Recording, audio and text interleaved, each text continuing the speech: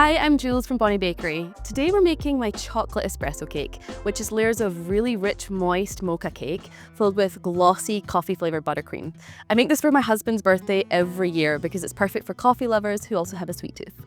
So the ingredients for the chocolate cake, we're going to use all-purpose flour, regular white granulated sugar, we've got some whole milk and vegetable oil, and this is Dutch processed cocoa powder. This just gives like a more mellow flavour and a richer colour than the unsweetened cocoa powder. We have large eggs, some salt, baking powder and baking soda, vanilla, and then the coffee flavour is going to come from espresso powder. The reason we use espresso powder instead of fresh espresso is that we're going to get much more of that punchy coffee flavour without adding too much liquid into the batter. Then for the buttercream, we're going to be making a Russian buttercream. The main ingredients with that are butter and condensed milk.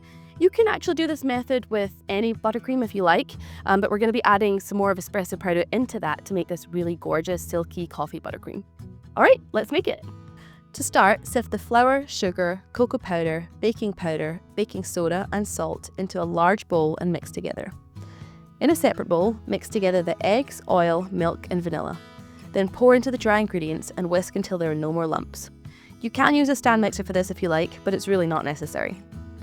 Stir the espresso powder into a cup of recently boiled water, then pour it into the cake batter and mix it in.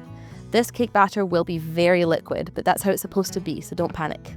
Divide the cake batter between two prepared pans and bake for 30 to 40 minutes or until a skewer inserted in the middle comes out clean. Then let them cool completely before frosting.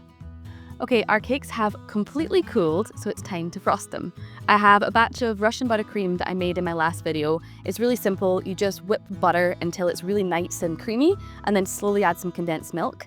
And now I'm going to add a little bit of espresso powder and hot water, just like we did with the cake, just to turn this into a coffee buttercream.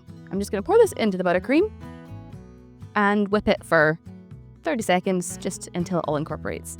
And now we have the most beautiful silky coffee buttercream. I'm going to actually slice these cakes in half so we have 4 thinner layers for a better frosting to cake ratio.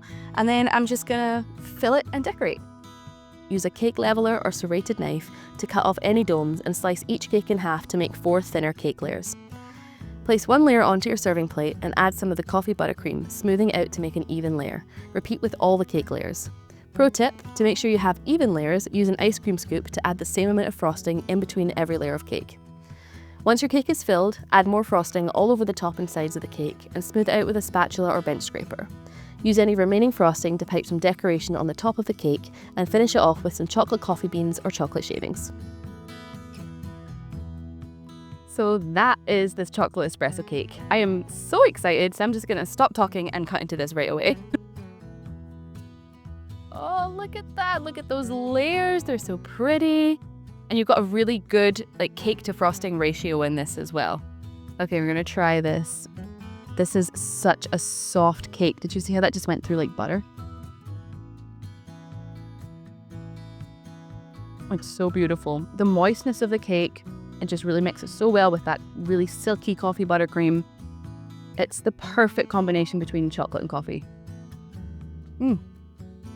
Thank you so much for watching. I really hope you enjoyed this chocolate espresso cake. If you have any questions about how to make it, just let me know in the comments or on the blog post, and I'll see you next week for another bake.